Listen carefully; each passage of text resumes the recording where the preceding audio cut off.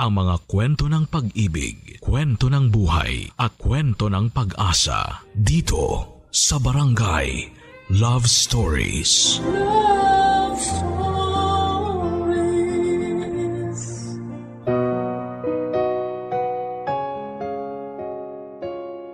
Marami ang nangangarap ng isang perpektong pamilya. Pero sa realidad ng buhay ay hindi ito nag-i-exist dahil lahat ng pamilya ay nagkakaroon ng problema. Lahat ay nagkakaroon ng hindi pagkakaunawaan. At yung iba ay umaabot pa sa puntong nasisira na ang relasyon nila. Kapag wala na ang pundasyon, may pag-asa pa kayang mabuo ang isang pamilyang pinaguho ng isang malaking pagsubok. Pakinggan ang kwento ni Johnny dito sa mga kwento ng pag-ibig, buhay at pag-asa sa nangungunang Barangay Love Stories. Dear Papa Dudut, magandang araw po sa inyo at sa lahat ng mga taga-pakinig ninyo. Matagal ko na pong binabalak na magpadala ng liham sa inyo dahil sa malaking pagbabago sa buhay ko na sigurado akong magbibigay din ng aral sa mga taga-pakinig ninyo. Tawagin niyo na lamang po ako sa pangalang Johnny. 49 anyos na ako nang magsimula ang kwento ko. Papadudot, no read no write ako, kaya nagpatulong na lamang ako sa kumpare ko na maisulat at may padala sa inyo ang ibabahagi kong kwento. 12 anyos pa lamang ako nang magsimula ako magtrabaho, Papadudot. Nagsimula ako sa pagiging kargador at sa pagtitinda ng pandesal. At noong 15 anyos na ako ay pinasama naman ako ng tatay ko sa pagsasaka nila sa bukid at sa pagkakarpentero. Sa ganoong edad pa lamang, masasabi kong batak na ako sa pagtatrabaho. Pagtungtong ko naman sa edad na 17, pinagkasundo na ako ng mga magulang ko sa anak-anakan ng amo namin. Tawagin niyo na lamang siya sa pangalang Wendy. Hindi siya tunay na anak ng amo namin pero kinupkup siya ng mga ito. Bale siya yung kinausap ng mga magulang ko para ipakasal kami pagdating namin sa edad na 18. Masasabi kong maganda si Wendy at napakasipag niya, kaya madaling nahulog ang loob ko sa kanya noong panahong yon. Matapos ikasal ay nagsama na kami. Tumira kami sa bahay ni Wendy na ipinagawa niya bago pa kami magkakilala. Ganon siya kadiskarte. May tindahan siya at nagluluto ng mga kakanin na dinideliver sa mga kantin sa mga eskwelahan, sa mga karinderya, at yung iba naman ay pinapalako niya kaya madali siyang nakaipon. Aaminin ko na nanliit ako noon dahil halos siya na ang bumubuhay sa pamilya namin. Nagkaroon na rin kasi kami ng mga anak kaya mas lumaki na ang aming konsumo. Hindi ko nagustuhan noon ang mga sinasabi ng mga nakakakilala sa amin. Naiinsulto ako kapag pinupuri nila ang asawa ko. Kaya kahit na alam kong mali ay pinahinto ko siya noon sa pagnenegosyo. Ang sabi ko, ako na lamang ang bubuhay sa kanila. Pero hindi yun naging madali para sa akin dahil wala naman akong permanenteng trabaho. At mula nang huminto sa pagnenegosyo si Wendy ay nagipit kami ng sobra kaya napilitan na ring maglayas ang mga anak ko para matakasan yung hirap ng buhay sa pamilya namin. Yung iba nagdesisyon na magtrabaho at yung iba naman ay iginapang ang pag-aaral nila sa sarili nilang sikap. Nalulung naman ako noon sa alak, kaya madalas kong nasasaktan ang asawa ko at ang mga anak ko na naiwan sa amin tuwing nalalasing ako. Sa dalas ng pananakit ko sa kanila, ay naputol na yung sinturon na lagi kong ginagamit sa mga anak namin, Papa Dudut.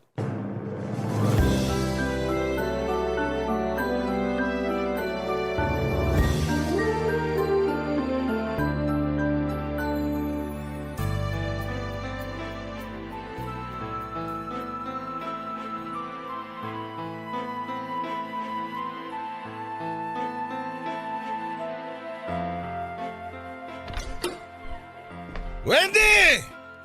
Ay, lasing ka na naman. Gabi-gabi na lang, Johnny. Hindi ka pa ba nagsasawa sa alak? Huwag mo akong pakialaman. Pahingi pagkain, nagugutom ako. Nakita mo namang may ginagawa ako dito, hindi ba? Kailangan ko matapos tong pagbabalot ng empanada para may maibili naman ako ng bigas bukas. Ang sabi ko, nagugutom ako. Ikuha mo ako ng pagkain. Hoy, hindi mo ako utusan dito ha. Kung nagugutom ka, ipaghain mo yung sarili mo. Iinom-inom ka tapos mag-uutos ka na parang hari dito. Ang kapal naman ang mukha mo. Hoy! Humingi lang ako ng pagkain. Ang dahil mo na sinabi, buwisit ka! Ay, mas buwisit ka! Wala ka na nga matinong trabaho. Nagagawa mo pang maglasing gabi-gabi. Ang haba na ng listahan ng utang mong alak dun sa tindahan. Nagdagdag ka pa ng pulutan. Tapos sinong pinuputakti ng singilan, ha? Ako pa rin! Ay, Johnny naman! Nung naghahanap buhay ako ng matino, ang ayos-ayos ng buhay natin. Tapos pinatigil mo ko dahil dyan sa pride mo. Buti sana kung kaya mo panindigan yung sinabi mo na ikaw nang bahala sa amin ng mga anak mo, pero hindi eh!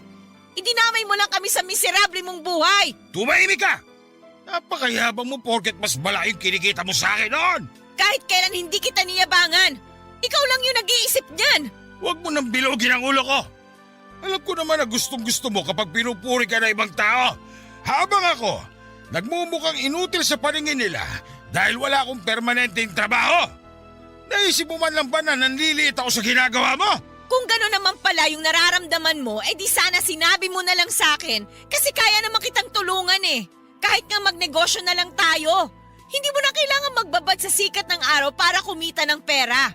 Pero wala. Ayaw mong tulungan kita kasi masyadong mataas ang pride mo. At saka isa pa, kung ayaw mo palang nanliliit ka, eh di sana naghanap ka ng mas matinong trabaho. Kagaguhan niya sinasabi mo. Mabuti ka kasi nakapag-aral ka. Ako, mangmang yung tingin sa akin ng ibang tao. O kung ganon, bakit mas lalo mong pinasasama yung tingin nila sa'yo? Kung gusto mong mabago yon, abay simulan mo sa sarili mo, Johnny. Tigilan mo na yung kakainom mo at maghanap ka ng maayos na trabaho. May mga anak pa tayo na kailangan mag-aral. At saka isa pa, paano tayo makakaraos araw-araw kung aasa lang ako sa'yo na mag-aabot lang kung kailan mo gusto? Tumahimik ka! Punong-puno na ako sa'yo! O ikaw pa talaga yung malakas ang loob na magsabi niyan? Kapag sinabi ko tumahimik ka, iti ko mo na yung bibig mo! Hayop ka! Wala ka nang ang kwartang asawa! Nanununtok ka pa! Kapag hindi ka pa tumahimik, hindi lang yan ang aabutin mo sa akin! Wala kang karapatang saktan ako! Asawa mo ako! At hindi ako punching bag na pwede mong pagbuntunan ng galit kapag hindi mo matanggap yung mga sinasabi ko sa'yo! Sumusobra ka na, Johnny! Ang tagal ko na nagtitiis sa'yo kasi akala ko may pag-asa ka pa magbago. Pero hindi eh. Wala ka ng pag-asa kasi pinanindigan mo na kung gaano ka kademonyo.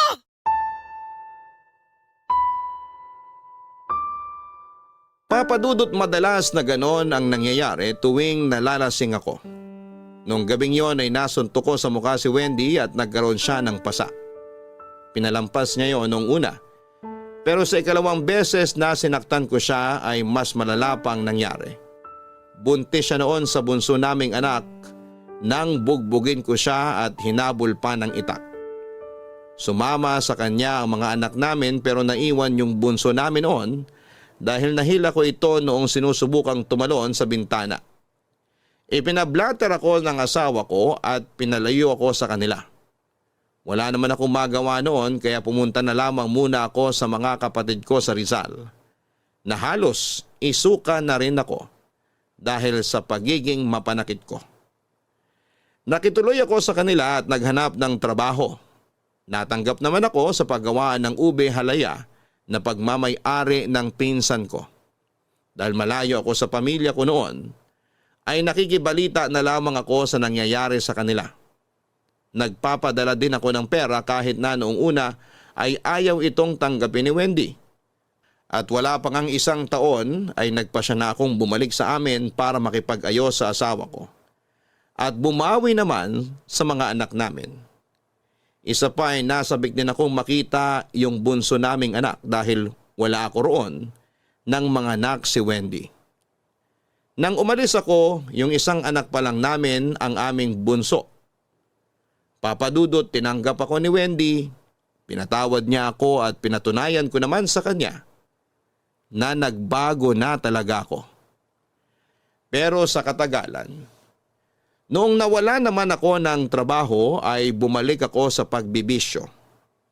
Doon na rin nangyari ang pinakamalalang pananakit na nagawa ko sa asawa ko. Pinagsusunto ko siya at pinagtangkaang saksakin. Kung hindi lang siya nanlaban noon at nakatakbo palabas ng bahay kasama yung anak namin na si Jury ay baka napatay ko na siya noong araw na yon. Sa pagkakataong yon ay pinadampot niya ako sa mga pulis para mabigyan ng leksyon. Pero hindi rin naman natuloy ang pagsasampa niya ng kaso dahil iniisip niya noon ang mga anak namin. Isa pa ay malaking abala raw sa kanya ang pag-aasikaso noon kaya minabuti niyang maghanap buhay na lamang. Nakauwi ako ulit sa bahay pero may usapan kami na hindi ko na siya muli pang pagbubuhatan ng kamay. Ganon din sa kahit na sino sa mga anak namin. Nagawa ko naman yon, papadudot, pero pinaramdam ko kay Wendy na dapat siyang makonsensya sa ginawa niya.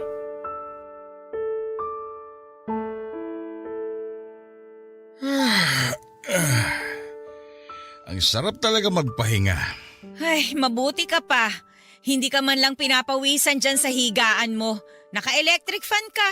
Tatayo lang kapag kakain na. Napakasarap ng buhay. Ganun talaga. Dapat lang na mahirapan ka. Ang lakas na loob mo ipahuli ko sa mga pulis. Hindi mo naman pala kayang panindigan. Kung hindi ka naman isa't kalahating tanga, sana hindi mo na lang sinubukan. Tignan mo, ikaw rin naman yung nahihirapan ngayon. Kung nagpasensya ka na lang sana. Magpasensya? Sa tingin mo, magpapasensya na lang ako kahit muntik mo na akong mapatay? Ipinahuli kita sa mga pulis para makaramdam ka naman ng takot sa katawan. Sinong tinakot mo? Ako? Nakita mo ba akong nanginig nung hulihin nila? Alam kong makakauwi rin ako.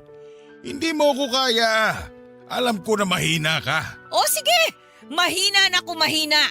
Pero yung tinatawag mo mahina, kayang buhayin yung pamilyang ito.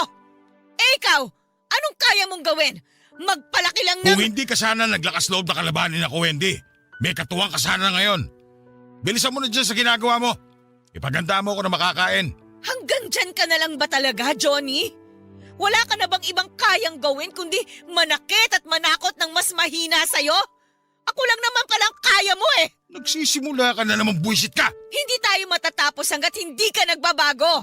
Kung hindi mo kayang maging mabuting asawa sa akin, magpakama ka naman sa mga anak mo. Kaya ko silang buhayin. Kayang-kaya ko kung hindi ka lang nagmamagaling sa pamilyang ito. Hanggang ngayon pala, yan pa rin yung problema mo. Kung ayaw mo na nagmamagaling ako sa paningin mo, abay pues, galingan mo rin. Hindi yun nagpapakainutil ka rito sa bahay. Sa laki ng katawan mo na yan, pahila-hilata ka lang. Hindi ka ba nahihiya? Nakikita ng mga tao na nagkakandakuba na ako sa pagtitinda habang ikaw maghapon ka lang nakakulong dito. Ipinaparamdam ko lang sa'yo kung gaano kahirap kumain na mag-isa.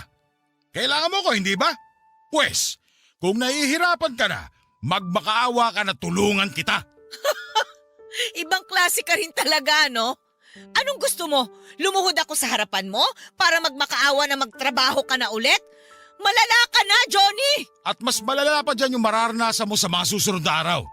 Kaya kung ako sa'yo, mag-iipon na ako ng lakas. Hindi ko ibibigay sa'yo yung gusto mo mangyari. Maghahanap ako ng trabaho kung kailan ko gusto. Ang kapal talaga ng mukha mo, no? Talaga nasisikmura mo yung pagiging palamunin? Pero sige, kung yan ang gusto mo, di panindigan mo. Ipakita mo sa akin at sa mga bata na wala ka nga talagang kwenta. Kung wala na kaming aasahan sa'yo, baka mas magandang maghanap ka na rin ng bagong asawa. Dami mong satsat. Baka kapag ginawa ko yan, lumuha ka ng dugo at magmakaawa sa akin na balikan kita. At bakit? Sino ka sa akala mo? Kung hindi nga ako ipinakasal sa'yo, baka wala pa rin akong asawa hanggang ngayon. Napakayabang mo. Samantalang wala ka naman palang binatbat sa mga manliligaw ko noon. Siguro, kung isa sa kanila yung napangasawa ko? Ha! Maganda sana yung buhay ko ngayon at hindi miserable dahil sa isang tamad at demonyong katulad mo! Papa Dudut, aaminin ko. Tinablan ako sa mga sinabing yon ni Wendy.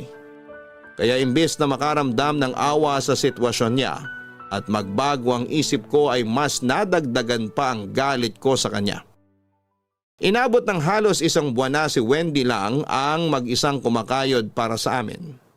Nagluluto siya ng biko at puto sa gabi. Gigising naman siya sa madaling araw para magmasa ng harina at magbalot ng empanada. Dinadala niya ang mga yon sa mga kantin sa mga eskwelahan at mga karinderya doon sa amin. Gaya ng ginagawa niya noong pinahinto ko siya sa paghahanap buhay. Pero dahil sa pagod at stress, napapadalas ang pagtaas ng BP ni Wendy. Papadudot sa hindi inaasahang pagkakataon ay muling inatake si Wendy. Sa pagkakataong yon ay nasa sapa sila ng anak namin si Jury para maglaba ng mga damit namin. Dumating noon sa bahay si Jury, napawisan at halos hindi na makapagsalita pa dahil sa nangyari sa nanay niya. Nang puntahan namin siya sa sapa, hindi na siya makagalaw dahil na-stroke na siya noon. Isinugod namin si Wendy sa ospital pero ilang minuto lang mula nang dalhin namin siya roon ay binawian na siya ng buhay. Papadudot, ako ang sinisi ng mga anak ko sa mga nangyari. Matapos ang libing ni Wendy, umalis na ulit sila at hindi na ako kinausap pa. Galit na galit silang lahat at mas lalong lumayo ang loob nila sa akin. Lalo na ng anak kong si Jury na siyang pinakamatanda sa mga anak namin ni Wendy na naiwan sa akin.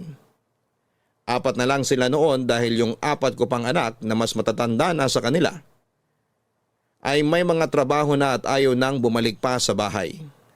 Si Jury ang saksi kung gaano ko kalupit sa kanyang ina noong mga panahong yon. Pero dahil wala naman akong pakialam sa iniisip niya, nagawa ko pa rin silang pasunurin sa gusto ko. Sa pag-aakalang magiging madali lang yon, pero hindi ko akalaing lalayasan din nila ako. Nagplano silang 4 kung paano ako iiwanan at itinaon nila noong nakipaglamay ako sa kabilang bayan. Pagbalik ko sa bahay, wala na sila at yung mga gamit nila. Dahil naiwan na ako mag-isa ay naghanap ako ng makakasama ko, Papadudot. At doon ko nga nakilala si Marie Chris.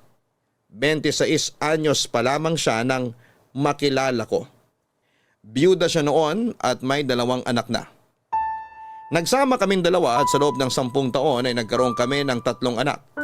Pero noong kasagsagan ng COVID-19 pandemic, isang trahedya ang dumating sa amin.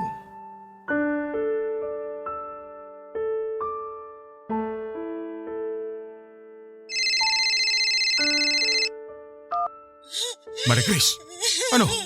Kamusta dyan sa ospital? Bakit ka umiiyak? Ano nangyari? Wala na yung anak natin. Wala na si Johnny. Alam mo, kasalanan mo to eh. Kasalanan mo kung bakit siya namatay. Kasalanan ko na naman? Kung may namamatay na lang ba? Kasalanan ko palagi? Buisit ang buhay to, oh. Anak ko rin yun, Marie Chris. Sa tingin mo ba natutuwa ako sa nangyari? Oo. Baka yun nga talagang gusto mo mangyari eh. Kasi tamad ka mag-alaga ng anak. Sa bagay, magaling ka lang naman gumawa ng anak, diba? Pero hindi mo kaya maghanap ng matinong trabaho para buhayin kami. Ngayon pa ba tayo magsisisihan? Namatayan tayo ng anak? Naiintindihan ko naman yung galit mo. Pero hindi ko rin naman ginusto na may mawala. Nakiusap ako sa'yo, diba? Sabi ko, bantayan mo muna yung anak natin pero nakinig ka ba? Hindi, Johnny. Kung may malasakit ka talaga sa bata, sana binantayan mo siya. Hindi sana siya mahuhulog sa upuan at hindi tayo haabot sa ganito. Buhay pa sana yung anak ko. Hindi ko naman ginusto na mangyari yun. May ginagawa rin ako. Oo, may ginagawa ka. Mas inuna mo pang linisan yung mahal mong motor kaysa sa anak mo.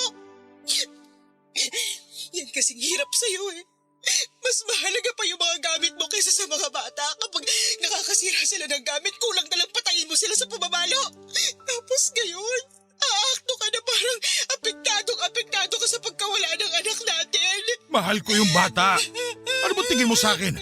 Napakasamang ama dahil lang dinidisiplina ko sila? Hindi na pagdidisiplina yon, sumobra ka na! Pero siyempre, hindi mo yun naaminin kasi para sa'yo, hindi ka nagkakamali kahit kailan. Pabihira naman, oh. Uunahin pa ba natin yung pagtatalo sa ganitong sitwasyon? Yung paglabas nyo dyan at yung pagpapalibig sa anak natin ang dapat natin pinag-uusapan. Hindi matatapos yung problema natin kung magsisisiyan na lang tayo buong araw. Malaki-laki yung perang kakailanganin natin. Kung gusto mong magpakaama sa anak mo bago man lang siya mailibig, pues gawan mo ng paraan. Oo, gagawa ko ng paraan. Tatawagan ko yung mga anak ko. Ano? Sa kanila ka pa talaga hihingi ng tulong? Baka nakakalimutan mong isinuka ka na rin ng mga anak mo. Baka kahit piso hindi ka nila limusan. Kanino pa ba ako lalapit? Sa tingin mo ba, may iba pang makakatulong sa atin? Kahit nga bigas wala nagpapautang sa akin dito. Wala na ako iba malalapitan kundi yung mga anak ko. Bakit ikaw? May mga kamag-anak ka ba na makakatulong sa atin? Wala naman, hindi ba? Kaya hayaan mo ako sa diskarte ko. Hindi naman ako matitiis na mga yun kasi alam nilang kahit anong mangyari, ama pa rin nila ako. Alam mo, bahala ka. Basta siguraduhin mo lang na hindi ako susumbatan ng mga yon. Ako nang ang bahala. Kakausapin ko sila. Kung kinakailangan magmakaawa ako para tulungan nila tayo, gagawin ko. Gawin mo kung anong kailangan mong gawin basta makapagpadala ka ng pera dito. Hindi ako basta-basta makakalabas. Mahigpit yung protocol dito sa ospital. Sige. Gagawa ko ng paraan. Papadudot, gipit na gipit kami ng panahong yon. Dahil sa pandemic ay nawalan ako ng trabaho. Itinigil ang construction na ginagawa naming eskwelahan. At wala rin akong mapasukang trabaho pansamantala. Sa sobrang gipit namin ay naibenta ko na yung pinakaiingatan kong motor para may panggastos kami. Pero dahil kulang pa rin ang napagbentahan nito, napilitan na akong humingi ng tulong sa mga anak ko kahit na alam kong medyo malabo na magbibigay sila sa amin. Kinapalan ko na ang mukha ko at nagmakaawa sa kanila. Sa awa ng Diyos, nagbigay naman yung iba kong mga anak. Nagpadala sila ng pera sa akin para makauwi na si Marie Chris. Kasama ang namatay naming anak. Hindi na namin binurol yung anak namin dahil umiiwas din kami noon sa mga tao kaya ipinalibing na lamang ito kaagad.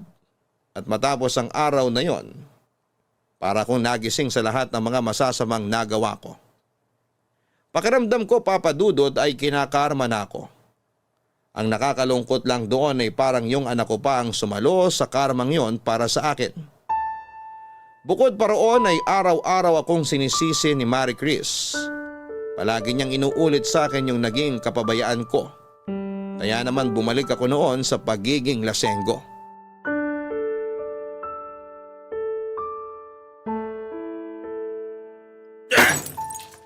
Marie Chris! Ano ka ba naman, Johnny? Bakit ka nagbabasag ng bote? Wala nang laman eh. Bumili ka pa. Bilhan mo pa ako ng alak. Gusto ko pang uminom. Ano? Ang kapal naman ng mukha mo. Wala na nga tayong makain, magpapabili ka pa ng alak? Kung nagbabanat ka rin kaya ng buto, hindi na ako kontento ka lang sa pagiging tambay. Bibili ka ng alak o bubusalan ko yung bibig mo? Sige, subukan mo. Akala mo aatrasan kitang buwisit ka? Sumusobra ka na eh. Puro ka pasarap sa buhay. Samantalang ako, hindi ko na alam kung anong uunahin ko. Halos maghapon kami nangangalakal ng basura para may pambili tayo ng bigas. Tapos pag uwi ko rito, maglilinis pa ako ng bahay at mag-aasikaso sa mga bata. Ikaw, ano ang bag mo rito ha? Pabigat ka at palamunin lang dito. Magdaan-daan ka sa pananalita mo. Nandito kayo sa pamamahay ko. Nakikitira lang kayo ng mga anak mo rito. Talaga? Baka nakakalimutan mo. May bahay din kami ng mga anak ko. Pwede kitang iwanan kung gugustuhin ko. Akala mo ba gustong-gusto pa kita makasama?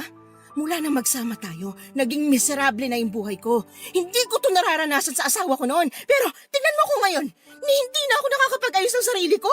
Yung pangangalakal ng basura na hindi ko naman ginagawa noon, pinapatos ko na ngayon para lang may makain tayo. Tapos ikaw, hindi ka man nang nahihiya na wala kang ginagawa para sa pamilyang to? Kumilos ka naman! Anong magagawa ko wala pa nga mapasukang trabaho. Ang dami mong pwedeng gawin para kumita. Ginusto mo lang talaga na maging tamad at uminom na lang ng uminom. Tapos ano, kapag pinagsabihan kita, sasaktan mo ko? Hindi ako kagaya ng dati mong asawa na kaya kang pagpasensyahan kahit nagpapakahayop ka na. Dinamay mo pa talaga yung taong matagal nang wala. Siraulo ka! Ikaw yung siraulo sa ating dalawa. Ganun ha? Hayop! Kahit minsan hindi lumapat sa mukha ko yung kabao ng asawa ko. Akala mo, ikaw lang yung may kakayahang manakit? Kung sipain ko pa kaya yung pagkalalaki mo, baka sakaling magpakalalaki ka na sa pamilyang to. Ang sakit! Tama lang yan sa'yo. Hindi lahat ng babae papayag na lang nasaktan ng isang kagaya mo. Hindi uso sa akin yung lalaki palagi yung masusunod, Johnny. Hindi ka batas kahit pa sabihin mong bahay mo to at nakikitira lang kami dito ng mga anak ko. Ikaw yung sumundo sa amin at nag-alok na dito na kami tumira. Kaya kung isusumbat mo sa akin yon, madali naman akong kausap. Babalik kami sa dati naming bahay at maghahanap na rin ako ng lalaking makakatuwang ko sa buhay. Hindi yung pabigat lang sa akin. Wag! Huwag niyo akong iwan! Pues magpakatino ka. Ayusin mo yung sarili mo at maghanap ka ng trabaho. Ayos ka naman nun eh. Pero nakatikim ka lang ulit ng alak, bumalik ka na naman sa pagiging demonyo mo. Sige, maghahanap ako ng trabaho. Basta wag niyo lang akong iwan. Mahal na mahal ko kayo ng mga bata. Papa Dudut, kung napagkaitan ko ng pagmamahal ang una kong pamilya, bumawi naman ako sa pangalawa. Hindi ko na inulit yung pananakit na ginawa ko sa kanila noon at sinubukan ko na mas maging mahinahon kahit na gaano pa kasama yung araw na yon para sa akin. Kung hindi pa siguro ako ginantihan ni Marie Chris ng suntok ay hindi pa ako matatauhan. Sinikmuraan niya ako noon at halos hindi na ako nakahinga ng ilang sandali. Kabaliktaran nga siya ni Wendy. Kaya niya akong tapatan sa pisikalan. Kumbaga Papa Dudut ay parang nakahanap ako ng katapat sa katauhan niya. Kaya naman tuwing naiisip ko yung mga pananakit ko noon sa asawa ko ay nakokonsensya ako. Papa Dudut, parang si Marie Chris yung naging karma ko. Bukod kasi sa palaban siya, ay gumagatong pa ang mga magulang niya. Kaya naman napilitan na talaga akong humanap ng mapagkakakitaan noong wala pa akong mapasukan sa construction. Huminto na rin ako sa pag-iinom para hindi ako iwanan ni Marie Chris at ng mga anak namin. At mula nang gawin ko yon ay naging maayos na ang buhay namin nang mag-iina ko. Pero sa buhay talaga, Papa Dudut, hindi nauubos ang mga pagsubok. Papa Dudut, matapos ang pandemic, sa wakas ay nagkaroon na ulit ako ng trabaho. May kalakihan yung bahay na ginagawa namin kaya matagal din yung trabaho namin doon. Pero sa kasamaang palad may nangyaring aksidente noon. Nahulog ako mula sa tinutungtungan kong scaffoldings.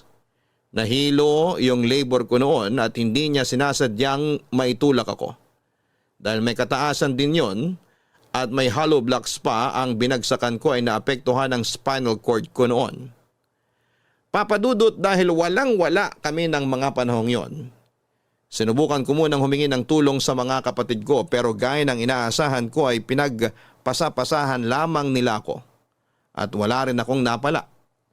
Ang katwiran nila ay kailangan din nila ng pera.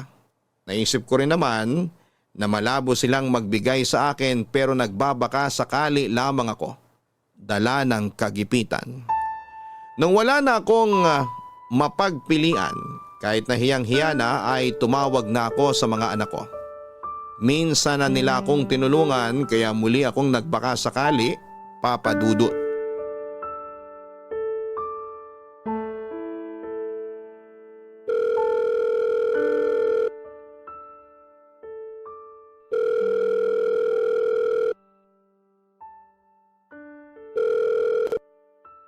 Hello? Sino to? Anak, ako to. Ang tatay mo. Ay wow! Tatay ko na pala uli kayo? Himala at tumawag kayo. Kailangan nyo ng tulong, no? Pasensya ka na, anak. Sabi na kailangan nyo na naman ng pera kaya kayo tumawag. Ano na naman bang nangyari ngayon, Tay? Nasa ospital ako, anak. Naaksidente kasi ako sa trabaho. Kailangan akong operahan para… Hindi na namin problema yan. May kinakasama na kayo, di ba? Bakit hindi siyang gumawa ng paraan? Tutal siya naman yung nakikinabang sa inyo. Naaalala niyo lang kami pag may kailangan kayo. Anak, sige na. Tulungan niyo na ako. Matanda na ang tatay. Sapat na bang rason yung pagiging matanda niyo para kalimutan ang lahat ng ginawa niyo sa amin? Baka nakakalimutan niyo, Tay. Kayo yung dahilan kung bakit wala na kaming nanay ngayon. Patawarin niyo na ako, anak. Pinagsisisihan ko lahat yun. Pangako, babawi ako sa inyo kapag nakalabas na ako ng ospital. Kahit pautangin niyo lang muna ako. Babayaran ko paunti-unti kapag nakapaghanap buhay na ulit ako, anak. Hindi ko alam kung dapat ba ako maniwala sa pangako niyong yan. Kung yung sa ilang taon nga ni kumusta wala kaming natanggap sa inyo, malalaman lang namin na buhay pa pala kayo kapag tatawag kayo at hihingi ng tulong sa amin. Natatakot kasi ako sa inyo, anak. Natatakot ako na baka mas magalit kayo sa akin kapag bigla ako nagparamdam. Baka kasi mas maayos kayo kapag wala na ako sa buhay ninyo. Pero wala eh. Kahit hiyang-hiya na ako sa laki ng kasalanan ko sa inyo. Sa inyo pa rin ako lumalapit kapag kailangan ko ng tulong. Sa totoo lang, anak, gusto ko na magpahinga. Pero ayokong gawin yun nang wala man lang akong nagawa para patawarin ninyo. Gusto niyo naman palang mapatawad namin kayo eh. Eh bakit ngayon niyo lang naisip yan? Sana noon pa, nung wala kayong kailangan sa amin, para naman kapani-paniwala kahit papano. Kaso hindi eh. May kailangan kayo sa amin, kaya malamang paaasahin niyo na naman kami. Diyan naman kayo magaling eh. Anak, kahit kayo na lang. Pangako, ito na yung huling beses na hihingi ako ng tulong sa inyo. Kapag magaling na ako, babawi ako sa inyong lahat. Gagawin ko kahit anong gusto nyo. Kung kinakailangang lumuhod ako sa harapan ninyo para mapatawad niyo ako, gagawin ko yun. Hindi kailangan na lumuhod kayo sa harapan namin. Kasi wala ring silbi yun kung hindi naman kayo magbabago. Alam nyo naman sa sarili nyo kung ano ba yung dapat ninyong gawin eh. Kaya nyo ngang magpakama sa mga anak nyo ngayon, diba? Bakit sa amin parang hirap na hirap kayo? Sana nga buhay pa si nanay ngayon eh. Kasi sa lahat ng nagawa nyo ng pagkakamali, siya yung pinaka nasaktan at nahirapan. Kaya kahit maglakad pa kayo ng nakaluhod buong maghapon, walang magagawa yon para mabawasan yung sakit na binigay nyo sa amin. Anak! Buong buhay niya, puro paghihirap na lang yung dinanas niya sa puder nyo. May ginawa ba kayo noon para mapabuti yung buhay niya? Kahit para man lang sa amin, hindi nyo yung nagawa.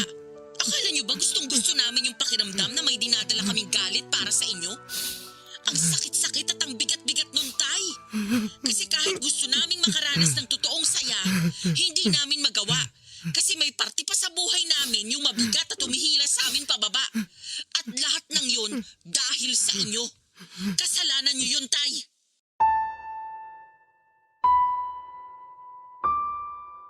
Papa Dudut, marami pang mga masasakit na salitang binitawan noon si Jury habang magkausap kami.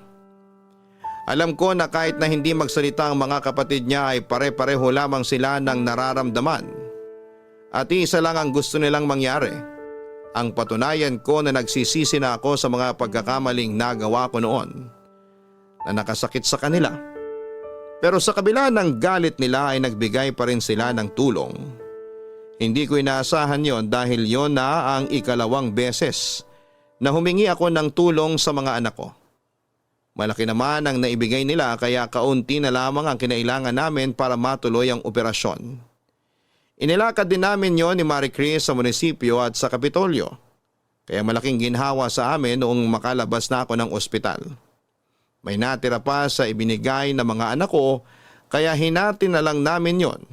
Gusto raw kasing magbukas ni Marie Chris ng tindahan kahit maliit lang.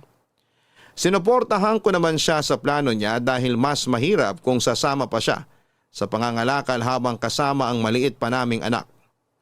Ako naman bala kong bumalik sa pagtitinda ng ice cream noon dahil hindi ko pa kakayaning bumalik sa pagkakarpentero.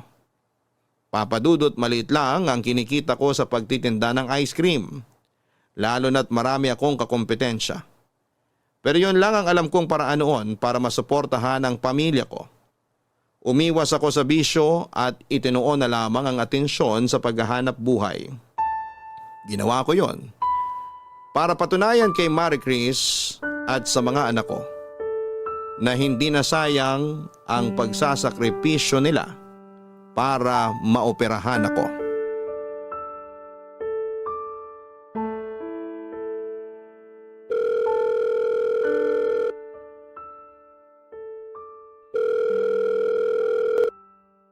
Hello? Hello anak? O tay, ano na naman bang kailangan ninyo?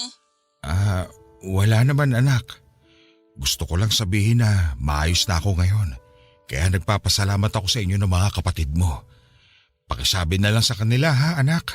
Bakit hindi na lang kayo yung magsabi niyan sa kanila? Baka kasi magalit yung kuya at mga ate mo kapag tinawagan ko sila eh. Paano nyo naman nasabi, hindi nyo pa nga sinusubukan? Hindi ko kasi alam kung paano ko sisimulan anak. Pero nung sinasaktan nyo kami at pinapabayaan na lang na mamuhay ng mag-isa, parang hindi naman kayo nahirapang gawin yun. Hindi nga rin kayo nahiya eh. Anak, Tigilan nyo na nga yung pagpapaawa nyo sa akin, tay. Kung gusto nyo talagang humingi ng tawad sa mga kapatid ko, pumunta kayo rito. Magpakita naman kayo sa kanila. Mas mararamdaman namin yung paghingi nyo ng tawad kung kakayanin nyo ring magpakita sa amin. Hindi naman siguro mahirap yun gawin, di ba? Nasa Pilipinas lang tayo pareho, tay. Hindi pa aabutin ng maghapon yung biyahe para makarating kayo rito. huwag ka mag-alala anak. Mag-iipon lang ako ng pamasahe ko at panggastos dyan. Pupuntahan ko kayo. Miss na miss ko na rin kasi mga kapatid mo. Gusto ko silang makita. Namimiss nyo naman pala kami eh. Eh bakit ngayon nyo lang naisip yan? Pasensya ka na anak. Hindi ko na rin alam sa sarili ko kung bakit kinailangan ko pang makarma bago ko naisip na humingi ng tawad sa inyo. Pagdating kasi sa amin, parang lahat na lang ang hirap-hirap para sa inyo. Parang ayaw nyong mag-effort para sa amin. Samantalang kami naman yung nauna ninyong pamilya. Alam kong hindi nyo to matatanggap anak. Pero yung naging katwiran ko kasi noon, alam kong malalakas kayo, matatalino, at lahat kayo may kanya-kanyang diskarte. Kaya naisip ko na hindi nyo na ako kailangan. At mas kailangan ako ng mga kapatid nyo rito dahil maliliit pa sila. Kung yun ang rason nyo, maiintindihan pa namin eh. Hindi naman namin kayo papipiliin. Kaunting oras lang yung kailangan namin at yung paghingi ninyo ng tawad. Sa totoo lang, tay, kahit nga hindi na kayo humingi ng tawad sa amin, kusa na lang mawawala yung galit na nararamdaman namin para sa inyo eh. Kung magpapakita lang kayo at may paparamdam nyo lang na anak nyo pa rin kami, sapat na yun sa amin. Kung bibigyan nyo lang sana ako ng isa pang pagkakataon anak, itatama ko yung mga naging pagkakamali ko noon. Alam mo ba, tumigil na rin ako sa bisyo ko ngayon. Hindi na ako umiinom ng alak. Tsaka bumalik na ako sa pagtitinda ng ice cream. Kapag nakita ko na ulit kayo, ililibre ko kayo ng ice cream anak. Yun eh, kung kumakain pa rin kayo nun. Ayoko munang umasa, tay. Baka kasi masaktan lang ulit ako. Saka na lang po ako maniniwala sa sinasabi ninyo kapag nagpakita na kayo sa amin.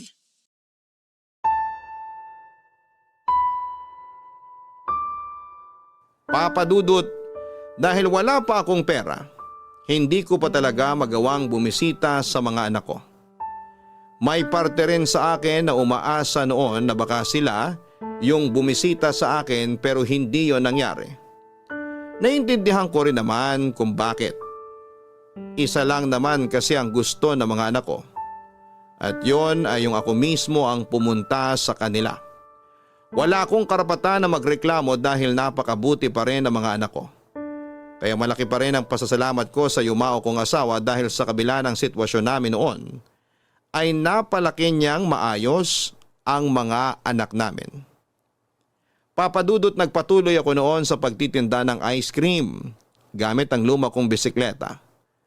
Bala ko sanang palagyan ng sidecar ang bisikleta ko pero hindi pa sapat ang pera ko ng mga panahong yon. Ilang barangay ang nilibot ko sa pagtitinda ng ice cream pero dahil nga sa marami akong kakompetensya na mas maayos pa ang gamit sa pagtitinda ay mas madalas akong hindi makaubos ng paninda.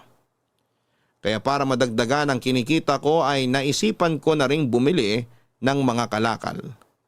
Nagbabahay-bahay ako noon at doon ako kumita ng mas malaki. Nangutang ako sa may-ari ng junk shop na pinagbabagsakan ko ng mga kalakal. Noong ko lang kasi nalaman na kumpare ko palang may-ari noon. Hinulugan ko na lamang sa kanya yung utang ko at pumayag naman siya. Kaya mas naging maayos na ang paghahanap buhay ko ng mga panahong yon. Papadudot, tiniis ko ang init at pagod sa maghapong pangangalakal. Sanay din naman ako sa ilalim ng sikat ng araw kaya hindi ako masyadong nahirapan sa bago kong hanap buhay. Naisip ko nga na mas maayos pa pala yon kesa sa ginagawa ko noon. Sa pagkakarpentero kasi, bugbog talaga ang katawan ko sa maghapong trabaho. Hindi tulad sa pangangalakal ko na nakakapagpahinga ako at hawak ko rin ang oras ko. Mas malaki ang kinikita ko roon kumpara sa pagkakarpentero ko dahil minsan yung mga nakukuha kong kalakal ay hindi na pinababayaran ng may-ari. Basura lang kasi yon para sa kanila. Pero para sa akin ay biyaya yon kung maituturing. Unti-unti akong nakaipon, Papadudot, nagtatabi ako ng para sa pamasahe at panggastos ko sa pagpunta sa mga anak ko. Pero naglalaan din ako para sa gastusin namin sa bahay dahil hindi na rin po talaga biro ang konsumo namin sa isang araw. Lalo na't nag-aaral na sa elementarya ang panganay namin ni Marie Chris. Lahat ng mga hindi ko nagawa sa mga anak ko kay Wendy ay ibinuhos ko na lamang sa mga anak namin. Pero hindi pa rin nawawala sa isipan ko na maiparanas sa mga anak ko sa una yung pagiging isang mabuting ama, Papadudot.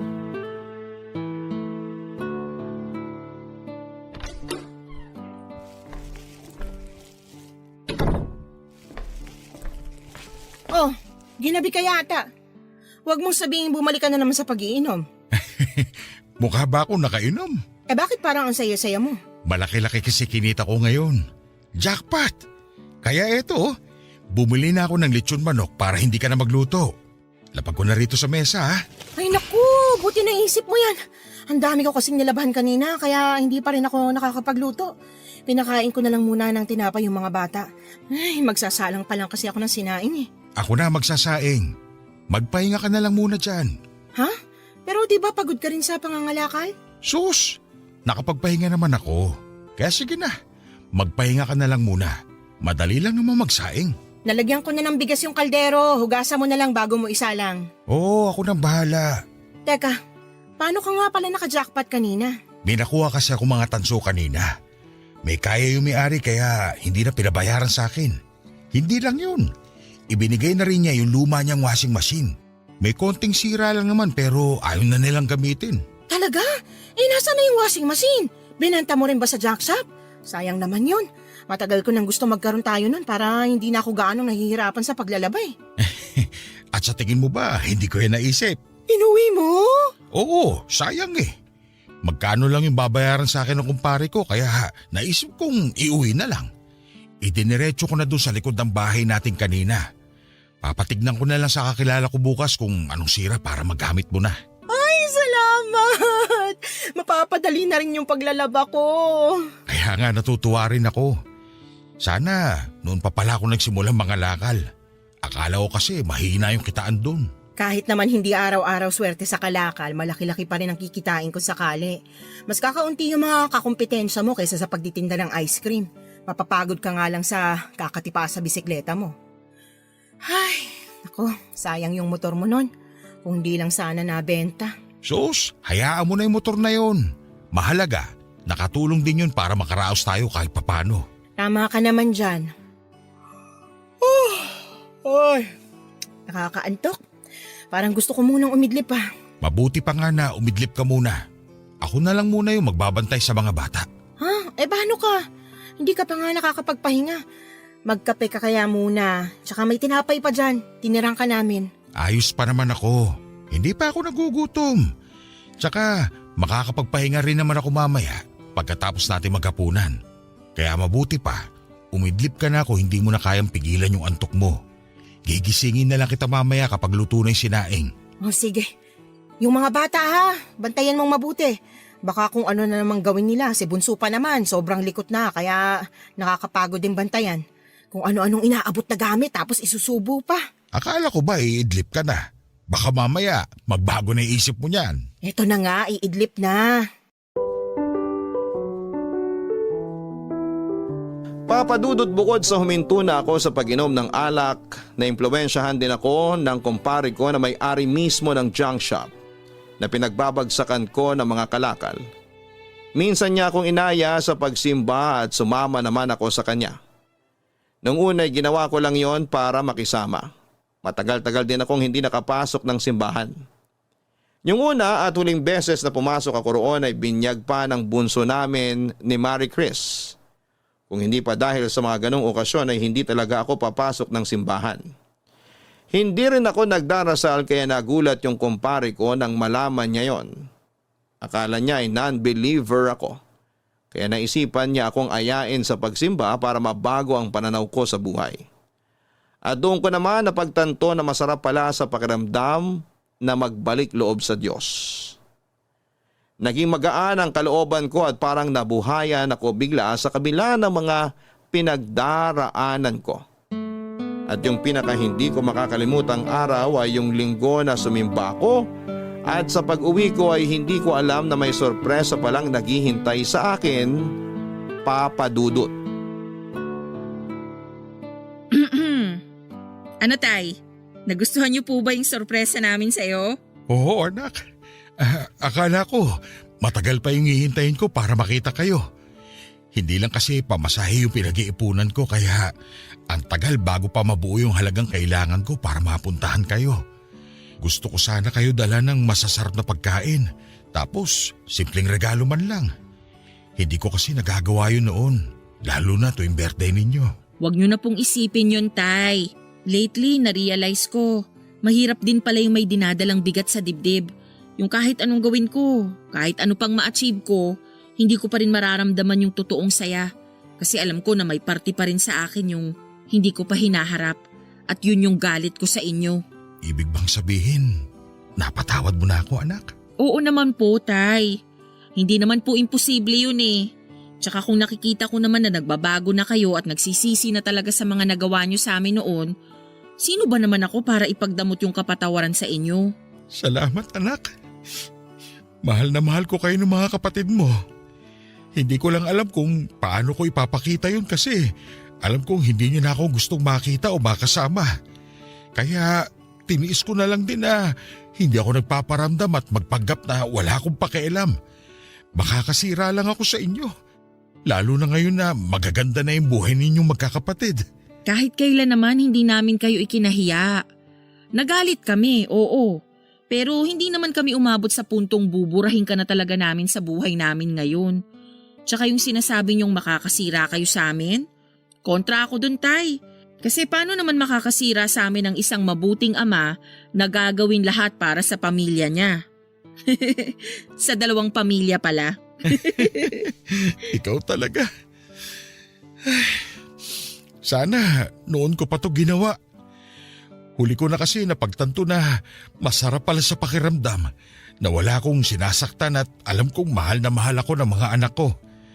Kaya alam mo anak, malaki yung pasasalamat ko sa kumpare ko na tumulong sa akin para magbalik loob sa Diyos. Parang gumaan bigla yung buhay ko. Nagbago ka na nga talaga, tay. Proud ako sa inyo. Proud na proud. Salamat anak ah. Akala ko hindi mo na ako mapapatawad. Alam ko naman na sa inyong magkakapatid, ikaw talaga yung may pinakamalaking galit sa akin.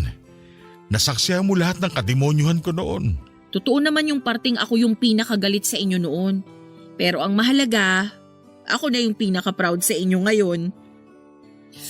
Mahal ka namin, tay.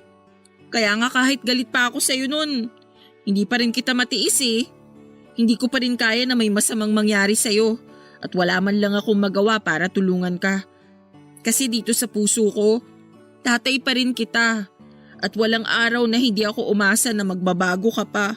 Hindi ko nga alam kung ano bang nagawa ko para maranasan pa yung ganito. Akala ko kasi habang buhay na akong kakarmahin sa mga nagawa ko.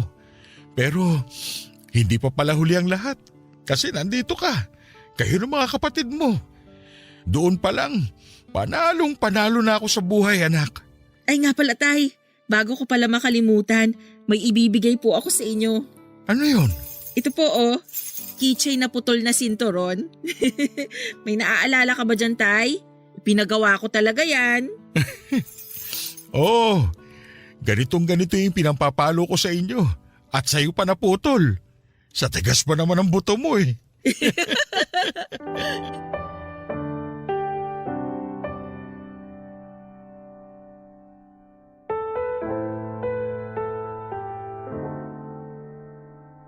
Papadudot walang paglagyan ang sayang nararamdaman ko ng mga sandaling yon dahil sa mga sinabi sa akin ni Jury.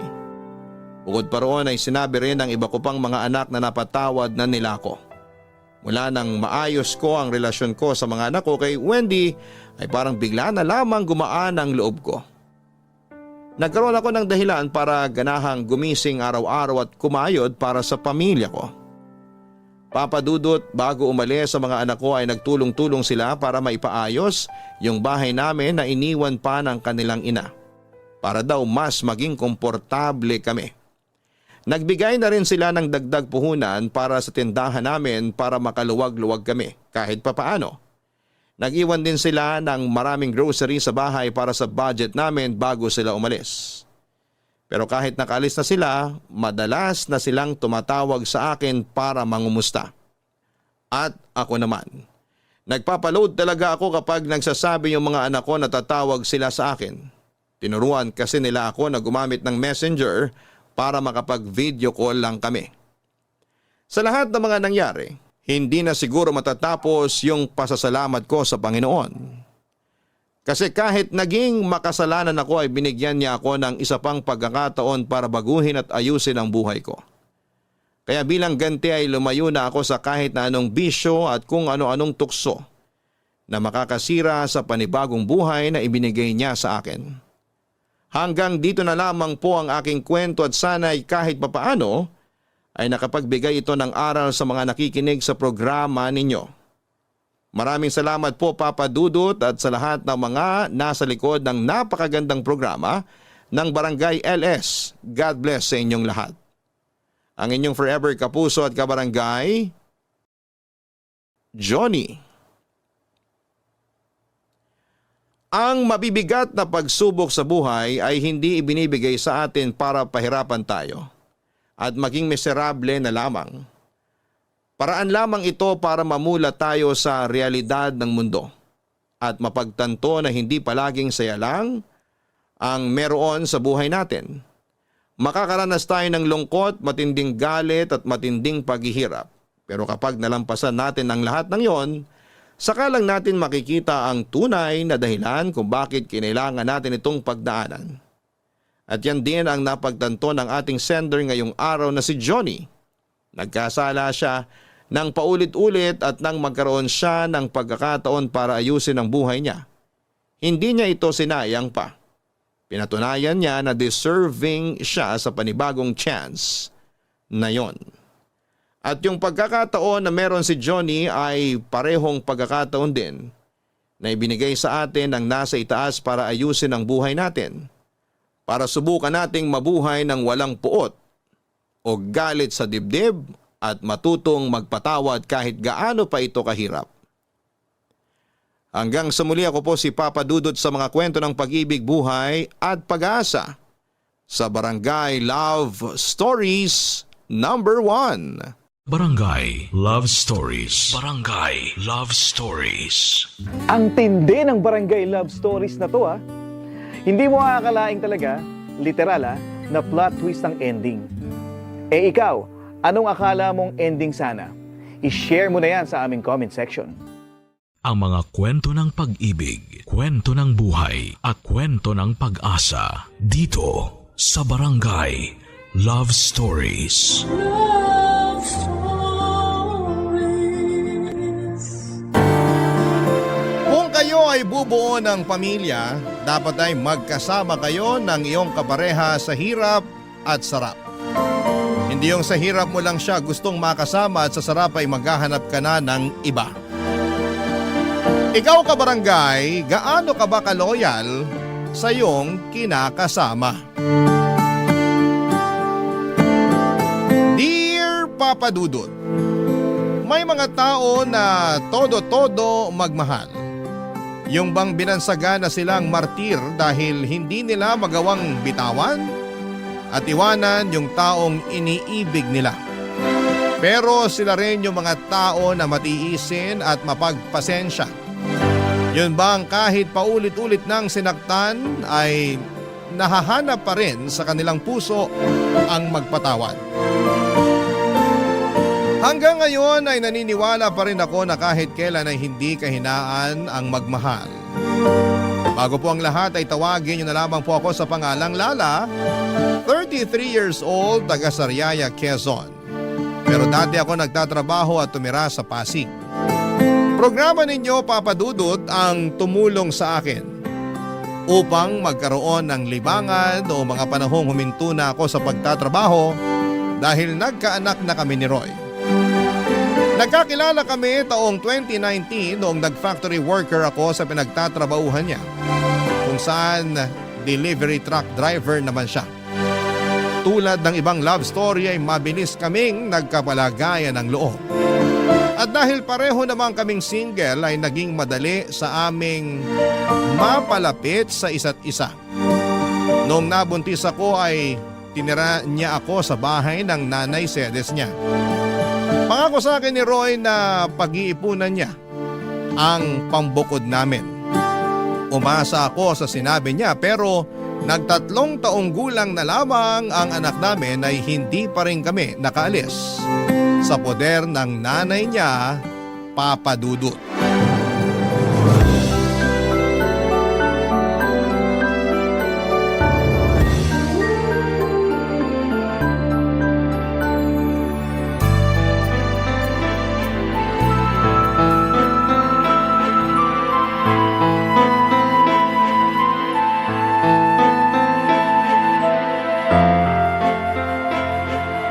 Nay, alam niyo na pala na may babae si Roy pero kinukonsinti niyo pa. Ha? Ano kinukonsinti ka dyan? Kilala niyo yung tinutukoy ko. Yung bagong salta na tindera dyan sa malapit na bakery na lagi niyong pinagbibilan ng pandesal. Nakalimutan niyo na siguro na nung isang araw ay kasama niyo kami ng anak ko na bumili doon tapos kinumusta ng babaeng yun si Roy.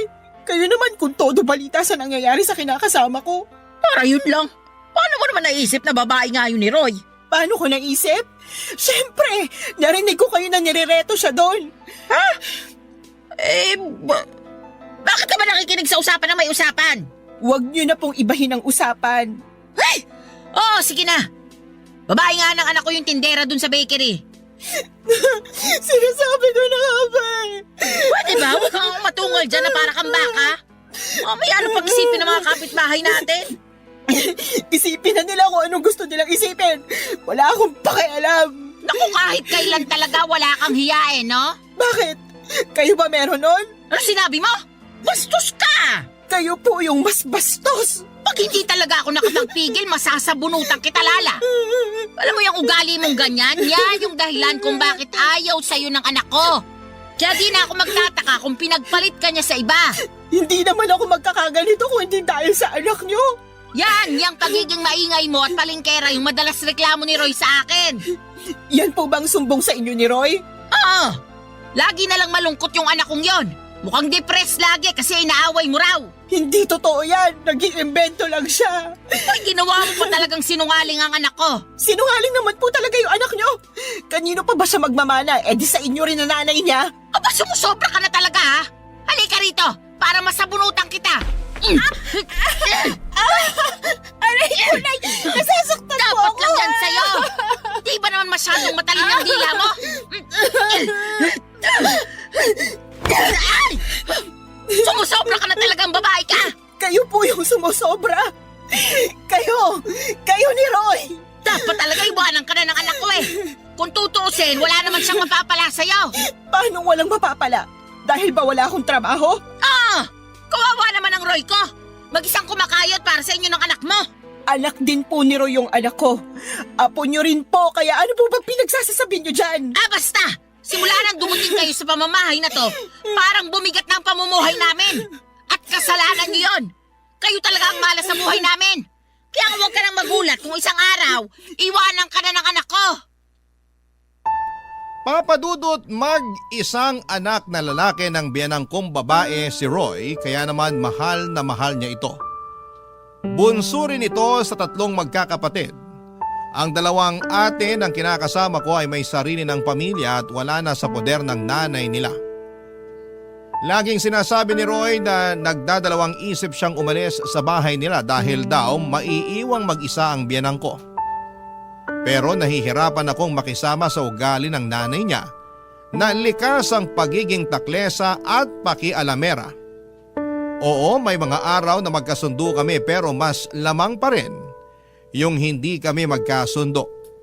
At kapag nangyayari yon ay mas pinipili ko na lamang na manahimik dahil nga nanay pa rin siya ng kinakasama ko. Pero sa isip ko, Papa Dudut, ay gusto ko pa rin bumukod kami para magkaroon ako ng peace of mind. Kaya lang nang dahil sa pambababae ni Roy at pangungonsinti ng nanay niya ay bigla akong nakaramdam ng pag-aalinlangan sa dibdib ko. Sa totoo lang ay 2 taon pa lang ang anak namin noon ay napansin ko na ang panlalamig sa akin ng kinakasama ko. Siyempre bilang babae ay meron tayong instinct na baka may iba na siyang kinakalokohan. Inoobserbahan ko lang si Roy dahil ayoko ma-stress masyado sa kanya. Magaling ang mister ko, kumbaga sa kriminal ay marunong siyang magtago ng mga ebidensya. Pero wala namang lihim na hindi nabubunyag at nadagdagan lang ang sama ng loob ko sa pangungonsinti ng nanay niya. Kaya nga hindi ko na napigilang sumabog ng araw na yon at manibugho, Papa Dudut.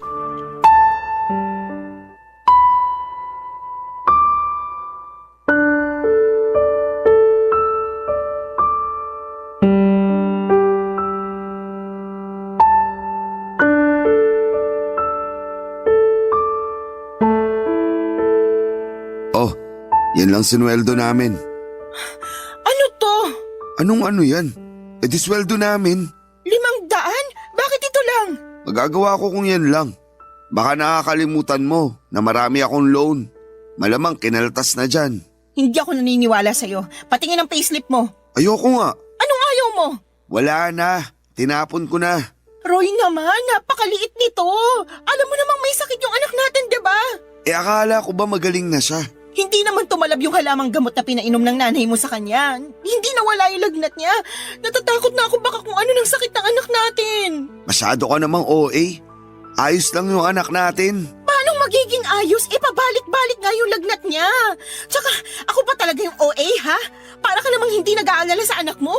Nag-aalala rin ako. Pero anong magagawa ko kung yan lang sinahod ko? Pagkasyain mo na lang. Dalhin mo sa public hospital o center yung anak natin. Doon mo ipa-check up. Baka nga makalibre ka pa. Sige, susubukan ko. Ganyan nga. Subukan mo rin manghingi ng libreng gamot. Malamang bigyan ka rin doon. Oh, ano pang binubuntong hininga mo dyan? Akala mo ba hindi na ako nakakahalata? Nakakahalata sa ano ba? Na palagi na lang kakarampot yung perang binibigay mo sa amin ng anak ko.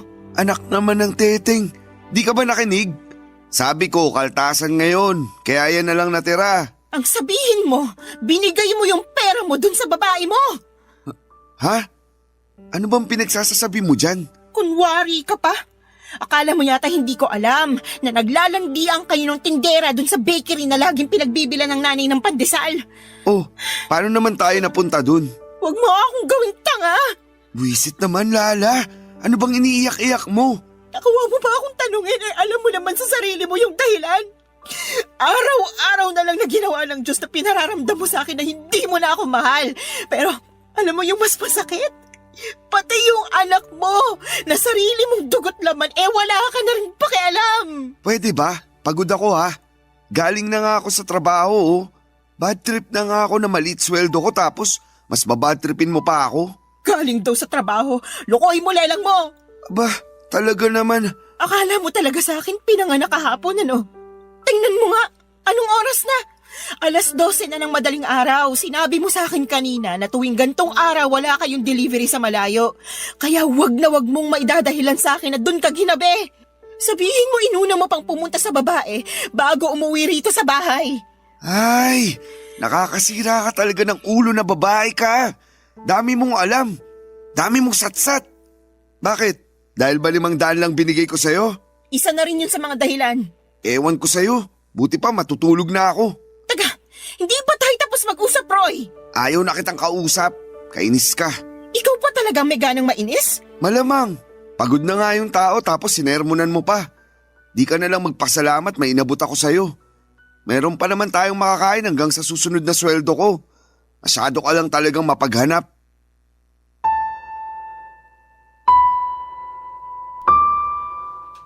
Papadudot kahit na hindi aminin ni Roy na may iba siyang babae ay ramdam ko na meron talaga. Lalo pa na sumasala na siya sa pagbibigay sa amin ng anak niya. Ang totoo ay hindi yon ang unang pagkakataon na kulang ang perang ibinibigay sa akin ni Roy. Maraming beses na pero ewan ko ba sa sarili ko kung bakit mas pinili kong manahimik ng mga panahong yon. Pakiramdam ko tuloy ay nasanay na lamang si Roy kaya paulit-ulit na niyang ginagawa. Ewan ko rin kung bakit kahit na sinabi na ng nanay niya sa akin na babae niya yung tindera sa bakery na malapit sa amin, ay gusto ko pa rin na manggaling kay Roy ang pag-amin. Bagay na hindi naman niya ginawa, Papadudot. Sobrang sakit sa dibdib nang naging pagtatalo namin ng gabing yon.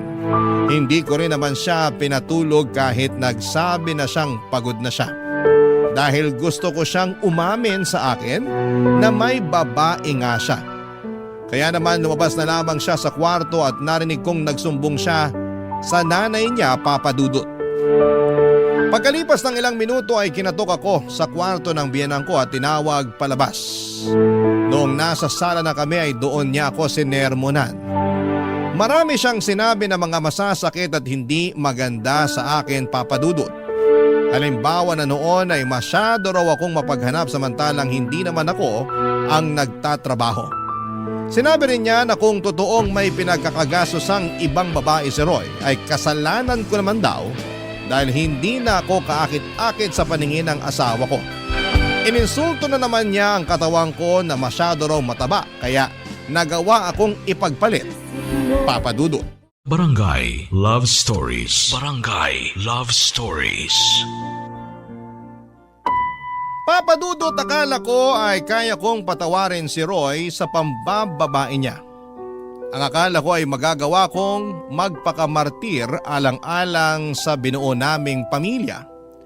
Ang akala ko ay kaya kong isantabi na may kahati kami sa kanya pero hindi pala.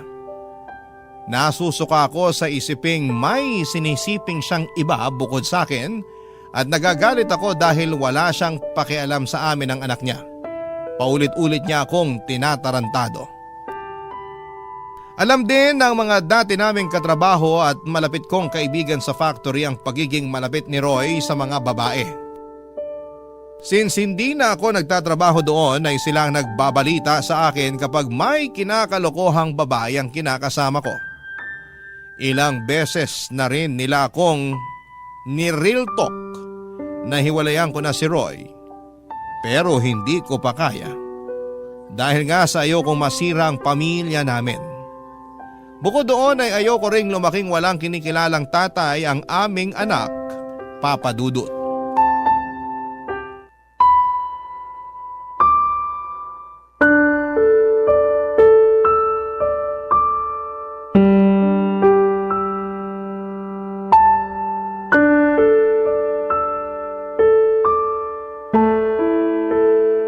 Lala, masayiin mo nga yung likod ko.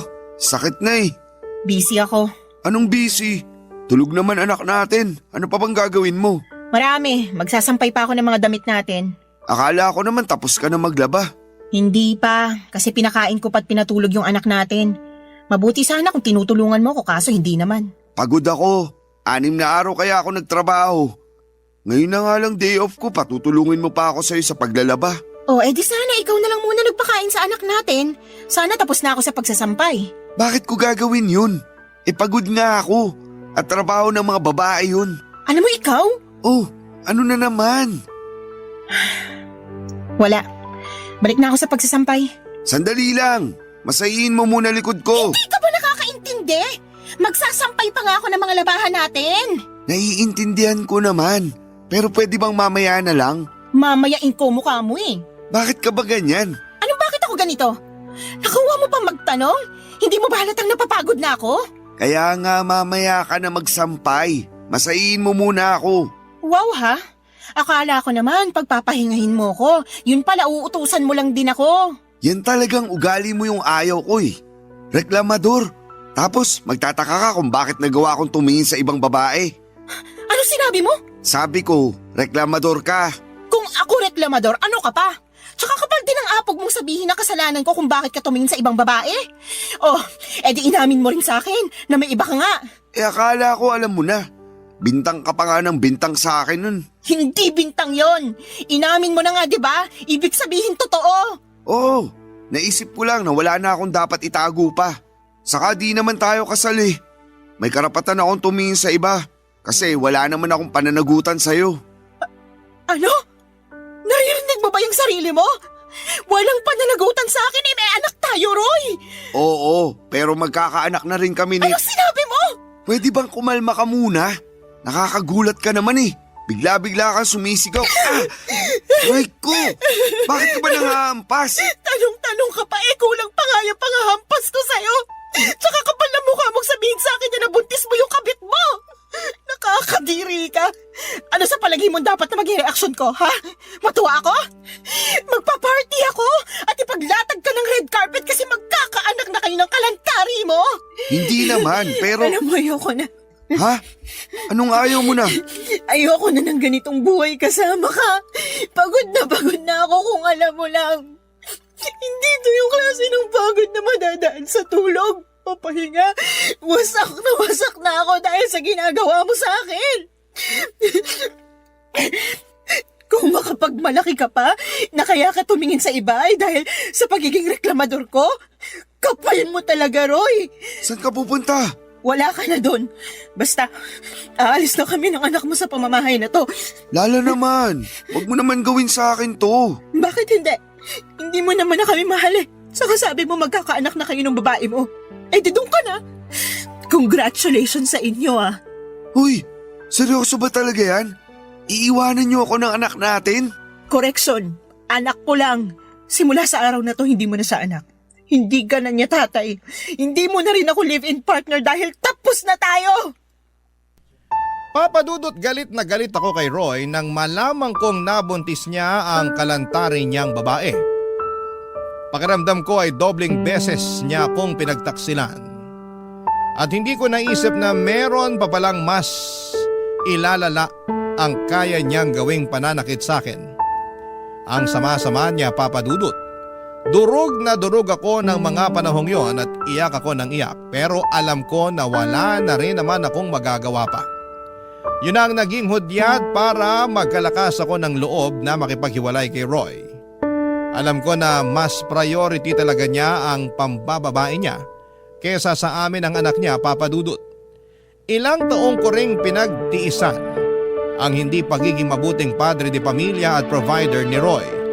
Dagdagan pa ng pangungonsinti ng nanay niya na sobrang perpekto sa mga ginagawang kabalbalan ni Roy, Papadudot. Ayoko na. Pagod na ako. Sinagad na ni Roy ang pasensya ko kaya naman mabilis akong nag-alsa baluta ng araw na yon at umuwi kami ng anak ko sa bahay ng Mama Berta ko na nasa Quezon Province. Buti na lamang kahit paano ay may naitabi akong perang pamasahe pero kinapos pa rin yon. Kaya nagpasundo na lamang ako kay Mama sa terminal ng bus, Papadudot.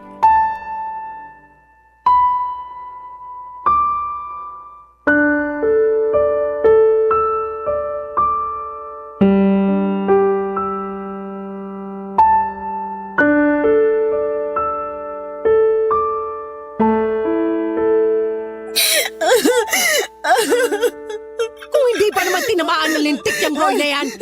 Halika, samahan mo ako sa kanila dun sa Pasig. Puputulin ko yung pagkalalaki niya. Wag na po. Tsaka ayoko na rin pong bumalik sa kanila. Pwes, ako ang babalik para maipaghiganti kita. Hindi na po kailangan. Ayoko na po ng gulo. Ewan ko, hindi ako mapakali. Gusto kitang ipaghiganti. Sobrang sama ng ginawa ng Roy na yun sa'yo, nak. Tapos pati nanay niya kinukonsinti siya. Ako talaga naman. Opo, inahayaan niya mong babae yung anak niya. Pinalalabas na kasalanan ko kasi marami raw akong pagkukulang. Babalatan ko sila ng buhay mag-ina eh. Kailan pa nila ginagawa yun sa'yo? Matagal ko na pong nararamdaman na may babae si Roy. Pero nito lang sa umamin at ang masahol pa, nabuntis na raw niya. Matagal na pala pero tiniis mo lang. Ayoko lang kasing masirang pamilya namin eh. Ayokong mawalan ng tatay ang anak ko. Mas mabuti pang lumaki na walang kinikilalang tatay yung anak mo. Kesa meron nga pero nuknuka naman ang katarantaduhan. Buti naman natauhan ka na, Lala. Kaya nga po. Mali ko lang kasi pinatagal ko pa. Hinayaan ko dahil umaasa ako na sa huli. Kami pa rin ang anak niya yung pipiliin niya. Hindi niya kayo deserve ng anak mo. Kaya tama lang na iniwan mo ng lalaking yon. Magsama sila ng babae niya. Pero kung may pagkakataon lang talaga, gusto ko siyang bigyan ng kaliwat ka ng sampal at sisikmuraan ko rin para magtanda. Pag nakasali nanay niya, papakahan ko. Manaman eh. O bakit? Magaling kaya ako manuntok? Alam ko po, pero hindi na kailangan. Sabi ko nga po, ayoko na bumalik sa kanila. Karma na lang po bahala na maghiganti para sa amin ng anak ko. Sa bagay, naniniwala pa naman ako dyan sa karma. Yung bang kapag gumawa ka ng masama, doble o triple na masamang karma rin babalik sa'yo? Buti na lang talaga naisipan mo ng hiwalayan ng manlolokong yun. At umuwi kayo rito ng apo ko. Kasi welcome naman kayo rito sa bahay. Salamat, ma. At sorry din dahil ang tanga-tanga ko. Dapat noon ko pa ginawa na makipaghiwalay kay Roy. Hindi na sana ako nasaktan ng gusto. Hayaan mo na. Nangyari na eh. Tsaka sabi mo ayaw mo namang masirang pamilya nyo. Ayaw mong mawalan ng tatay yung anak nyo. Ibig sabihin, nilaban mo. Pero si Roy talaga yung may diferensya rito. Kulang yata sa bakuna yung taong yun eh. Pareho sila ng nanay niya may pagkasintu-sinturin. Pag naligaw talaga yun dito sa Quezon, makakatikim yun sa akin ng suntok sa muka. Paawat na po kayo. Hindi ko lang matanggap na ginano nila ang kaisa-isang anak ko. Yun ay kinagagalit ko. Sana naiintindihan mo. Wala namang magulang na naghahangad na masaktan ng iba mga anak nila. Naiintindihan ko po kayo. Kaya lang bilang anak, ayoko naman na mapahamak kayo sa kagustuhan yung maipaghiganti ako laban sa kanila sakaling mag-cross ulit yung landas namin. Pero sana, wag na talaga kahit kailan. Sana nga. Naniniwala naman ako sa'yo na kaya mong itaguyod ang anak mo eh. Kakayanin ko po. Oo naman. Malakas ka. Matapang kang babae. Ako kaya nanay mo. Tsaka nandito lang kami ng tatay mo para tulungan kang bumangon. Papadudot mabait si Mama at ang kinakasama niya na tinuring ko na rin parang tunay na ama. Dahil hinayaan nila kami ng anak ko na magstay sa bahay nila. Matagal na panahon na rin simula nang umalis ako sa Sariaya para hanapin ang kapalaran ko sa Maynila. Doon ako nakapagtrabaho at nakapagrenta ng maliit na apartment bago ko nakilala si Roy. Wala akong kapatid at wala rin namang anak ang mama ko sa tatay-tatayan ko at tanging pagtitinda lamang ng mga gulay at prutas sa may tabing kalsada ang pinagkakabalahan nila.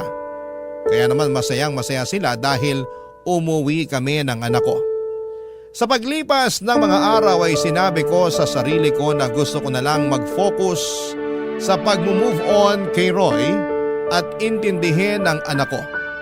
Kaya nga kahit masakit, mahirap at nakakatakot ay sinimulang kong umusan.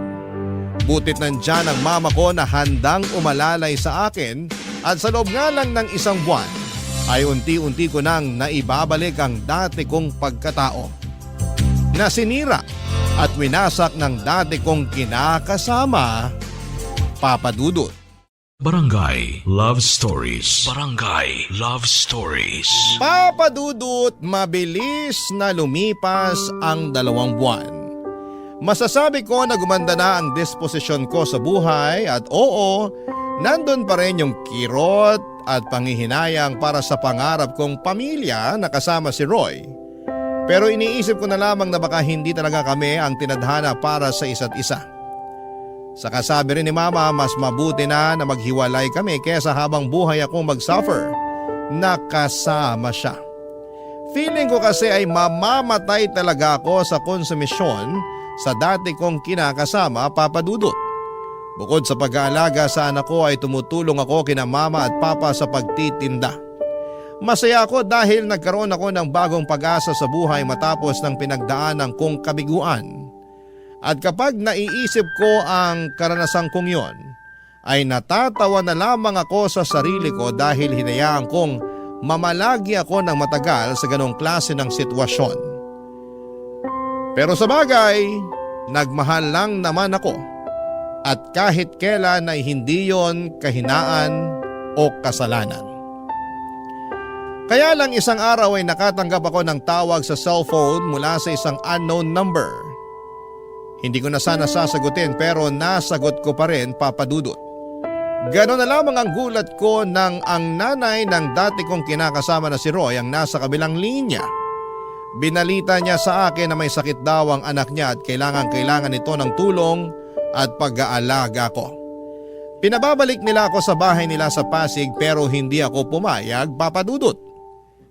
Binabaan ko ng cellphone ang nanay ni Roy at makaraan lang ang 3 araw ay gulat na gulat ako nang pumunta siya sa bahay namin sa Sariaya, Quezon.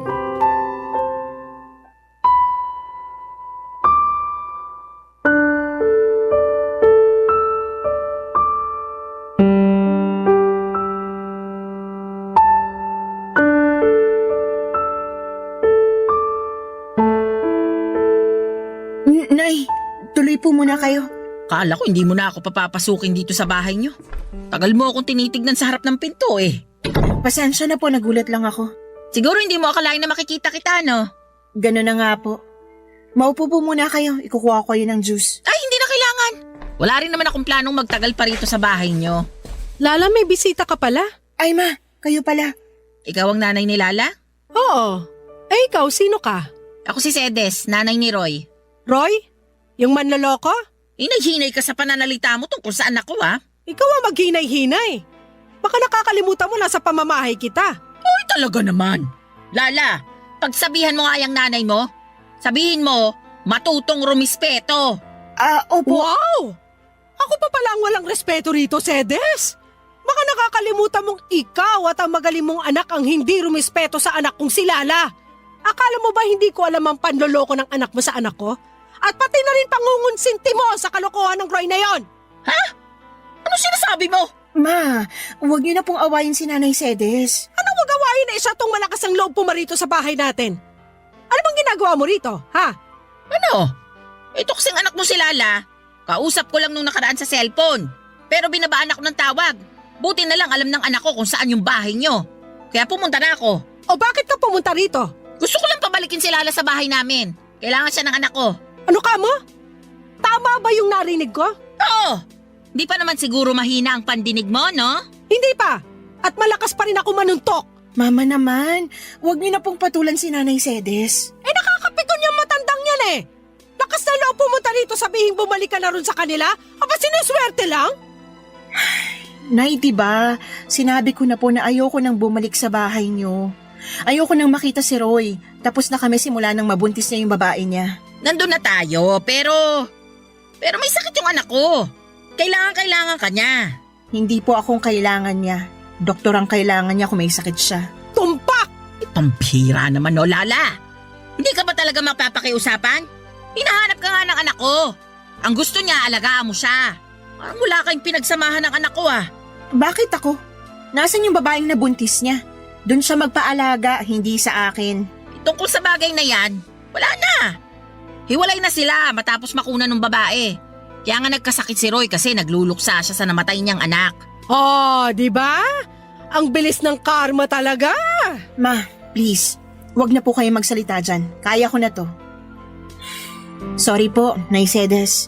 Pero hindi ako tagapag-alaga ng anak niyo.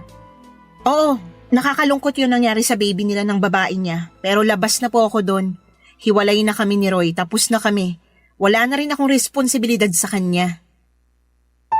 Papadudot galit na galit ang nanay ko na pinaalis ang nanay ni Roy sa bahay namin.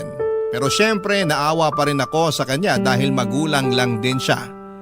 Na nag-aalala sa kanyang anak, kaya lang ay desidido na akong hindi bumalik sa bahay nila para alagaan ng dati kong kinakasama. Tama na kami ni Roy at hiwalay na kami.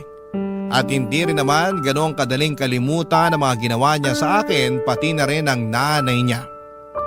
Sa isip ko ay napaka-unfair nila kasi pag sa hirap ako ang gustong kasama.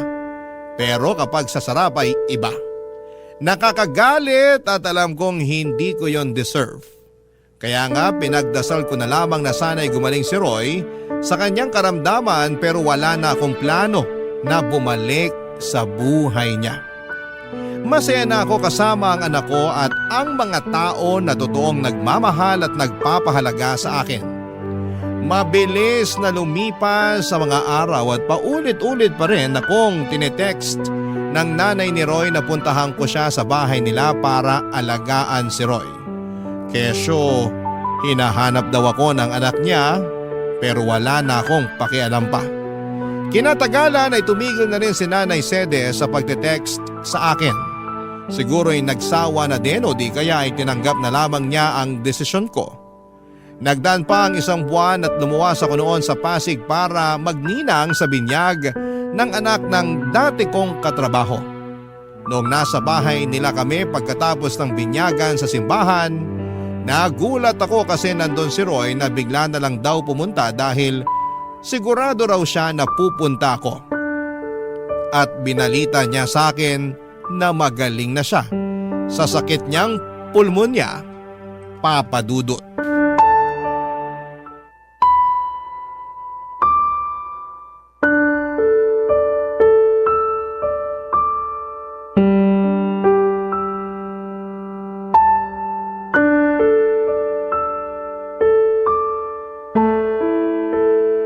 Alam mo, panira ka ng araw eh.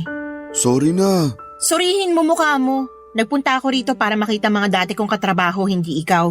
Alam ko naman yun pero ito na lang yung paraan na naisip ko para makausap ka. Hindi mo na rin kasi sinasagot yung mga text at tawag namin sa'yo ni nanay. Ay, sorry ha. Hindi ko na rin natatanggap. Nakablock na kayo sa akin. Ang kulit nyo kasi mag-ina eh. Hindi mo na ba talaga kami mapapatawad? Yung nanay mo, napatawad ko na. Pero ikaw, hinding-hindi. Lakas ng tama mo, no? Nakuha mo pa talagang itanong sa akin ang bagay na yan? Umaasa pa rin kasi ako na magkakabalikan tayo. Siraan na lang ang tuktok ko pag binalikan pa kita. Pero may anak tayo. May karapatan pa rin ako sa bata. Hindi ka naman nagpakatatay sa anak natin eh.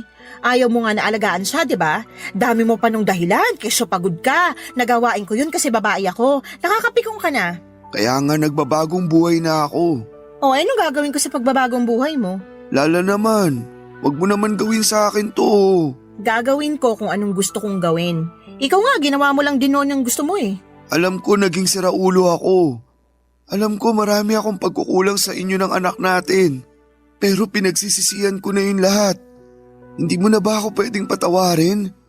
Hindi mo na ba ako pwedeng bigyan ng pangalawang pagkakataon? Binibigay lang ang pangalawang pagkakataong sinasabi mo sa mga taong deserving. Pero ikaw, hindi ka kasama sa mga taong yon, Roy.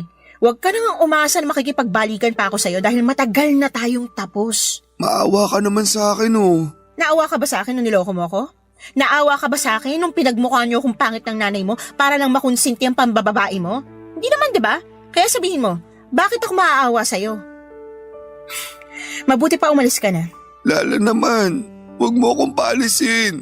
Anong wag paalisin? Hindi ka naman imbitado rito. Tsaka sinisira mong araw ko, nakakainis ka na. Gusto ko lang naman mag-sorry sa'yo. Wala nang magagawa yung sorry mo, hindi na ako makikipagbalikan sa'yo. Gusto mo bang lumuhod ako? Ano? Sige, luluhod ako. Tumayo ka nga dyan, nakakahiya ka. Wala akong pakialam kahit na nakakahiya pa tong ginagawa ko. Pero desperado na ako. Gusto kong magkabalikan tayo.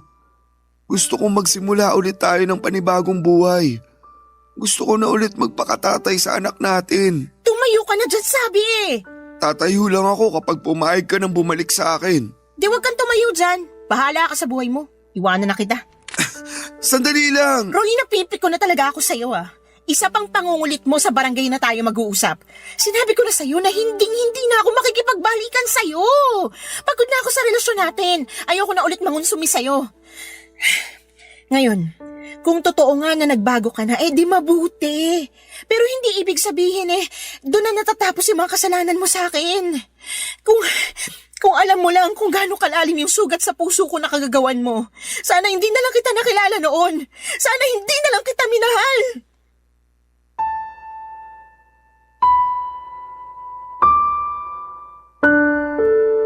Papadudot, kitang-kita ko ang matinding lungkot sa mga mata ni Roy nang marinig ang mga sinabi ko. Pero wala na akong pakialam pa. Tinalikuran ko na siya at bumalik sa bahay ng katrabaho ko. Nakita ko naman na umalis na rin siya kaya kahit papaano ay napanatag na ako. Kaya lang ay aminado ako na hindi ko na na-enjoy ang araw na yon dahil sa pag-eksena ng dati kong kinakasama. Bukod doon ay nanginginig pa ang katawan ko sa engkwentro namin. Pero wala akong pinagsisihan na tinanggihan ko ang pakikipag-ayos niya sa akin. Kung noong nagkasakit siya ay nagawa ko siyang tiisin. Alam ko sa sarili ko na magagawa ko ulit yon. At hanggang sa kasalukuyan ay masaya ako sa desisyon kong tuluyang makipaghiwalay na sa kanya, Papa Dudut. At ang huling balita ko ay nag-resign na raw siya sa pabrika na pinagtatrabahuhan niya. At hindi ko na alam kung ano na ang nangyari sa buhay niya. Basta sa ngayon ay focus na lamang ako sa sarili ko at sa aking anak. Maraming salamat po, Papa Dudut, sakaling mapili po ninyong basahin ang istorya ng buhay ko. Sana po'y kinapulutan po ito ng aral at inspirasyon ng mga kabarangay natin na huwag manatili sa mapang-abusong relasyon. Matuto tayong piliin ang ating sarili. Huwag tayong magpakamartir. God bless po sa inyong istasyon and more power, Papa Dudut. Ang inyong forever kapuso at kabarangay, Lala. Barangay Love Stories. Barangay Love Stories. Anong say mo sa Barangay Love Stories na ito? Pagkwentuhan natin sa comment section yan. Nagustuhan ng iyong napakinggan? Ituloy yan via live stream sa www.gmanetwork.com/radio.